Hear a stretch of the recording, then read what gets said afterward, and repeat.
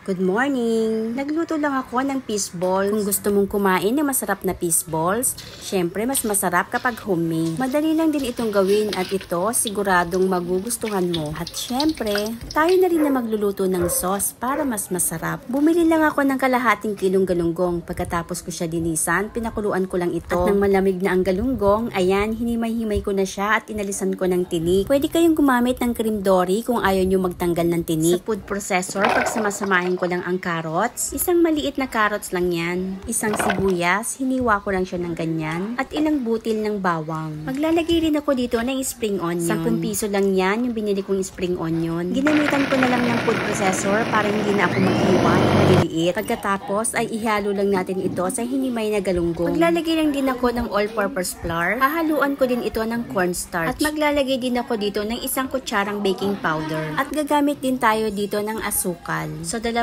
kutsarang asukal yung ilalagay ko dito. Maglalagay din tayo dito ng paminta. So sa paminta, depende na sa inyo kung gaano karami ang gusto ninyong ilagay. Pagkatapos natin ilagay ang lahat ng dry ingredients, haluin lang muna natin ito at pagkatapos unti-unti lang nating lalagyan ng tubig. Haluin lang natin ito hanggang sa makuha natin yung tamang consistency. Ganito yung consistency na kailangan natin sa fish ball para hindi siya masyadong malata. So ayan, bilog-bilogin lang natin gamit ang 2 kutsara or kung gusto nyo naman, pwede kayong gumamit ng piping bag tapos gupit-gupitin nyo na lang kapag ihuhulog nyo sa mantika. Kahit hindi naman bilog na bilog, pwede na yan. Kapag mainit na ang mantika, hinaan na rin natin ng apoy para kapag inilagay na natin ang mga fish ball, hindi ito agad masunog. Biling-bilingin na lang natin at kapag pantay na ang luto niya, hanguin na natin ito. So ayan, prituhin lang natin hanggang sa maubos na lahat ng ginawa nating mixtures. At syempre, masarap ang fish ball kapag may sausawan, kaya tayo na rin ang gagawa. Tunawin lang natin ng all-purpose flour sa tubig at maglagay lang tayo dito ng konting toyo. Naglagay din tayo ng asukal dito, so depende na sa inyo kung gaano katamis ang gusto ninyong sauce. At kapag na-mix na natin ito, lutuin lang natin ito sa mahinang apoy. At kapag malapot na yung sauce natin, ilagay na natin yung bawang at sibuyas na hiniwa natin ng maliliit.